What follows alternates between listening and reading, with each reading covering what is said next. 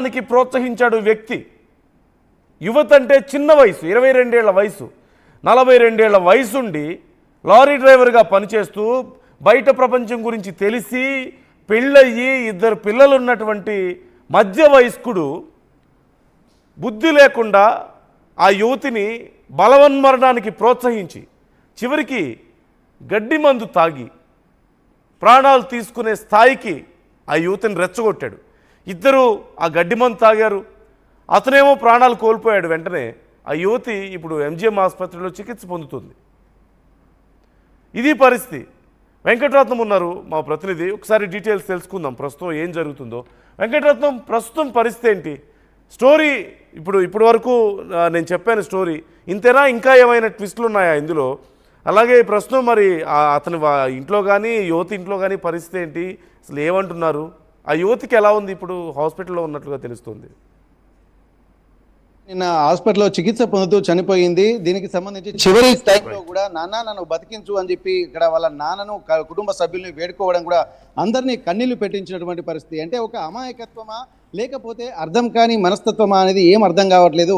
ఎందుకంటే ఇప్పుడున్నటువంటి అంటే యువతులు మాత్రం తెలిసి తెలియని వయసులో ఒక విలువైన జీవితాన్ని ట్రాప్లో పడి కోల్పోవడానికి ఇదొక బెస్ట్ ఉదాహరణ. అంటే 22,000 గాయత్రి అంటే ఎదురుగా ఉన్నటువంటి ఒక స్వామి అనేటువంటి ఒక అతను 42 సంవత్సరాల వయసు ఉంటుంది. తనకు భార్య పిల్లలు ఉన్నారు, పెళ్లి కావాల్సినటువంటి కూతురు ఉంది. అంటే ఆ కూతురుతోటి సమాన వయస్కురాలైనటువంటి 22 సంవత్సరాల గాయత్రిని కూడా ట్రాప్లో పడేసి కొద్ది సంవత్సరాల క్రితం నుండి కూడా ట్రాప్లో పడేసి ఆమెతోటి ప్రేమాయణం కొనసాగిస్తున్నాడు.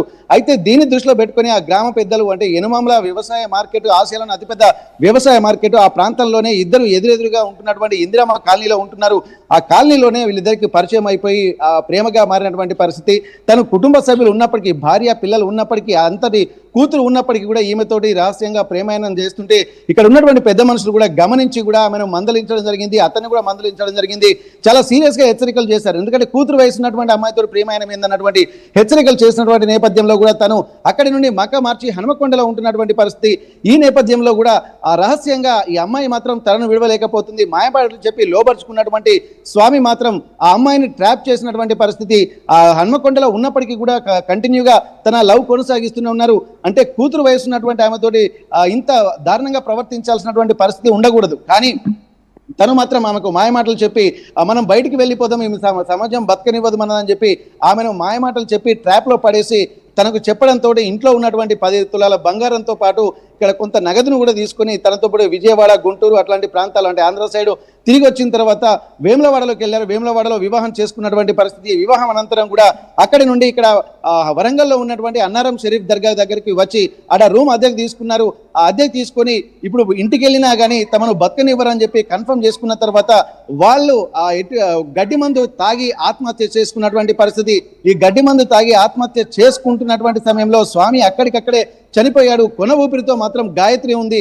ఆ గాయత్రి మాత్రం తను అంటే ఎవరైతే రూమ్ అద్దెకిచ్చినటువంటి ఇంటి ఓనర్ అది గమనించి ఆమెను ఎంజిఎంకు తరలించినటువంటి పరిస్థితి. ఎంజిఎంలో కూడా చికిత్స పొందుతూ విషయం సమాచారం కూడా వాళ్ళందరికీ ఆధార్ కార్డుల ఆధారంగా వాళ్ళ నాన్నకు ఆ కుటుంబ సభ్యులకు సమాచారం అందించడంతో వాళ్ళు కూడా హుటాహుటిన ఎంజిఎంకి వచ్చారు. ఎంజిఎంకి వచ్చిన తర్వాత తన చివరి మాటలు అంటే తనకు బతకాలని ఉంది, అంటే తను చేసినటువంటి తప్పేందో అర్థమైంది.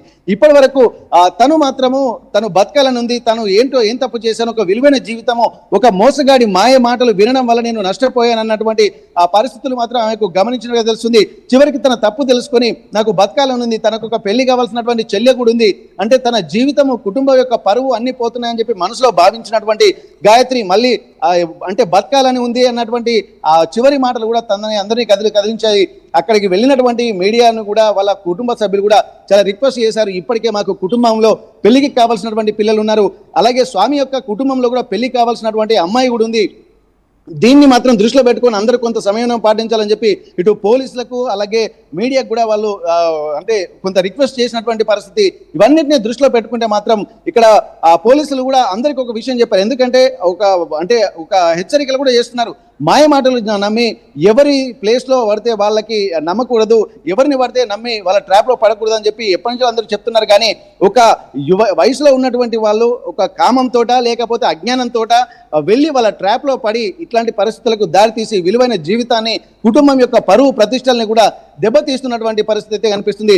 ఇవన్నిటిని దృష్టిలో పెట్టుకుంటే ఇక్కడ గమనించాల్సింది 22 ఏళ్ల యువతి ఇంటర్ చదివి మధ్యలోనే మానేసి ఇంటి దగ్గరే ఉంటుంది కాబట్టి ఖాళీగా ఉండడంతో ఒక అంటే అసందిగ్ధమైనటువంటి ఆలోచనలు కూడా వచ్చి తమ విలువైనటువంటి జీవితాన్ని నాశనం చేసుకునేటువంటి ఉదంతం కూడా ఇక్కడ జరిగింది. దీన్ని బట్టి చూస్తే ఏంటంటే కుటుంబ సభ్యులు కూడా పిల్లల్ని కూడా గమనించాల్సినటువంటి అవసరం ఉంటుంది. ఇవన్నిటిని దృష్టిలో పెట్టుకుని కూడా సమాజంలో ఒక పరువుగా బతికేటువంటి తమ కుటుంబము మళ్ళీ ఇంకా ఎట్లా ఉంటుందో, కుటుంబంలో పెళ్లి కావాల్సినటువంటి పిల్లలు కూడా ఉంటారు కాబట్టి వాళ్ళందరి దృష్టిలో పెట్టుకుని పెద్దవాళ్ళు కూడా సమయం పాటించాల్సినటువంటి అవసరాన్ని కూడా ఈ సంఘటన గుర్తు చేస్తుంది. నందు right thank you Venkataratnam. So మరొక ఎగ్జాంపుల్ మనం చూస్తున్నాం. ప్రేమ గుడ్డిది కాదు, అది మనల్ని గుడ్డి వాళ్ళని చేస్తే చివరికి మన జీవితం ఎలా అంధకారంలోకి వెళ్తుందో ఇది ఒక ఎగ్జాంపుల్గా మనం చూడొచ్చు. ప్రేమ త్యాగాన్ని కోరుకుంటుంది అంటుంటారు, కానీ ప్రాణాలను అర్పించే త్యాగం కాదది, ప్రాణాలను తీసే త్యాగం కాదది. అవసరమైతే అవతలి వాళ్ళ, మనం ప్రేమించిన వాళ్ళ సుఖం కోసం మన ప్రేమను త్యాగం చేయడమే తప్ప మన ప్రాణాలనో వాళ్ళ ప్రాణాలనో, లేదంటే ఇది కాదంటున్నారని చెప్పి ఊళ్ళో వాళ్ళ ప్రాణాలను త్యాగం చేయమని కాదు అర్థం. వావి వరుసలు మర్చిపోయి, సామాజిక బాధ్యత లేకుండా, కుటుంబ విలువలు లేకుండా, కనీస జ్ఞానం లేకుండా ఇష్టం వచ్చినట్లు వ్యవహరించేది ప్రేమ కాదు. ఇంకేదైనా పేరు పెట్టాలి దానికి, విచ్చలవిడితనమనో కామో ఇంకేదైనా పేరు పెట్టాలి. కళ్ళు మూసుకుపోయి వ్యవహరిస్తున్నటువంటి తీరు అనేక ఘటనలు మనం చూస్తున్నాం ఇలాంటివి. ఇక్కడ ఇదే ఎగ్జాంపుల్గా తీసుకుందాం. 42 ఏళ్ల వయసున్న వ్యక్తి 22 ఏళ్ల వయసున్న యువతిని ప్రేమించడం తప్పు కాదు, కానీ అతనికి అప్పటికే పెళ్ళయి 2 పిల్లలు ఉన్నారు. అతన్నే నమ్ముకున్న భార్య ఉంది, అతనికి పుట్టినటువంటి 2 పిల్లలు, వాళ్ళ భవిష్యత్తు ఆధారపడి ఉంది. అది ఎందుకు మర్చిపోయాడు? ఇక్కడ యువతి పరిస్థితి కూడా అంతే కదా. అతనికి పెళ్ళైన విషయం, భార్య ఉన్న విషయం, 2 పిల్లలు ఉన్న విషయం తెలీదా? తెలుసు. మరి ఎందుకు ఈ విచ్చలవిడితనం? చివరికి ఏమైంది, ఏం జరిగింది? వాళ్ళిద్దరి ప్రాణాలు పోగొట్టుకున్నారు. ఆ యువతి కూడా చికిత్స పొందుతూ మృతి చెందింది. ఇక్కడే కాదు, ఈ మధ్యకాలంలో యూపీ, బీహార్ సైడ్ కొన్ని ప్రాంతాల నుంచి మనం కొన్ని వార్తలు చూసాం.